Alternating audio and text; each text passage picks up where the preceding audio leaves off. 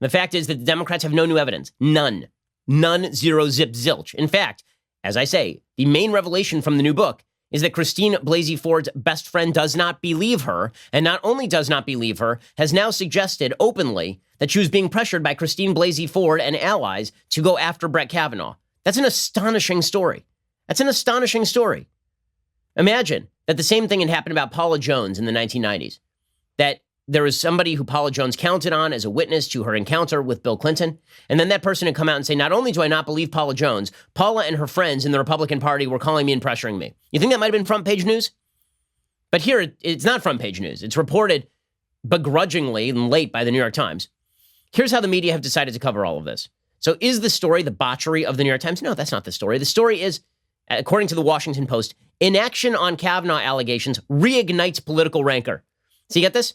You get this? So another empty allegation is put forward with no corroborative evidence. None. That was the main topic of our show yesterday that went viral. Okay, there is no corroborative evidence whatsoever from anyone who is willing to go on the record. We don't know the names of any witnesses to these events who say that they were present. The main quote-unquote victims in these cases, the alleged victims, do not specifically recall the events. Even Deborah Ramirez, who's now being trotted out as the main witness to a sexual assault, she had to spend 6 days talking with her lawyer and refreshing her memory before she even felt comfortable talking about this whole thing.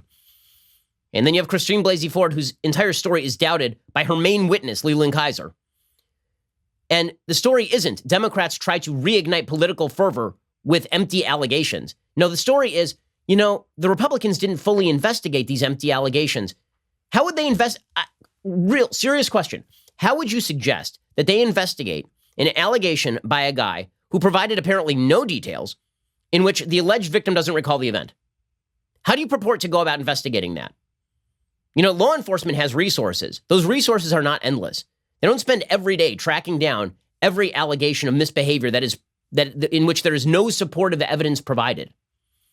But here is the reporting. Again, great reporting over at the Washington Post by Seung-Min Kim. Inaction on Kavanaugh allegations reignites political rancor. 4 days before Brett Kavanaugh was confirmed to the Supreme Court by the narrowest of margins, Senator Chris Coons sent a letter to the FBI urging appropriate follow-up on new information he believed was relevant to sexual misconduct allegations made against the nominee. Then, apparently, not much happened. Not at the FBI, which assured Coons it had received the letter, but did not interview the person whom the senator referred to the Bureau. Not in the office of then Senate Judiciary Committee Chairman Charles Grassley, Republican of Iowa, which was copied on the letter that contained few in the way of specifics. By the way, Grassley says that they never really even received the letter.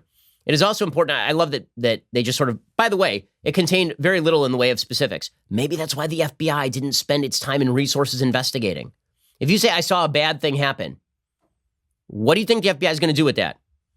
Not among Democrats, several of whom had been unaware of the information until a New York Times report this weekend detailed a new alleged incident involving Kavanaugh. So weird. Chris Coons knew about this. Why didn't all the other Democrats? If he thought it was such a serious allegation, why wasn't Nancy Pelosi yelling about it? Where were all the other Democrats yelling about it? According to the Washington Post, that inaction, made public in recent days through new reports about Kavanaugh's alleged misbehavior, has renewed a bitter debate about how his confirmation was handled, angering Democrats about a process they felt was rushed, and animating Republicans who decried what they viewed as attempts to assassinate Kavanaugh's character. I love that the idea here is that what led to this outrage is a lack of investigation by the FBI, not a bunch of fresh, non-corroborated allegations from the New York Times that have been blown so far out of proportion that the New York Times wouldn't run this as a news story because they didn't feel there was enough juice. So in other words, the New York Times editorial board said this isn't news enough for us to run in the news section, but the Washington Post and New York Times editorial boards also say the FBI should have expended full resources investigating this nothing burger of an allegation. It's unreal. And it's obviously politically motivated, just as the original allegations against Kavanaugh were by the Democrats. Not Blasey Ford. I don't know why Blasey Ford did what maybe it happened, maybe it didn't. I have no evidence one way or the other. Neither do you. That's the point. Without evidence, how the hell are we supposed to judge if a thing is true? But what I do know is that the Democrats, with no evidence, were willing to destroy the character of Brett Kavanaugh. They're willing to malign him and lie about him. And now they are doing the same thing for political gain. I hope you enjoyed that clip from The Ben Shapiro Show. If you did, go ahead and hit the subscribe button so you stay up to date on all our future content.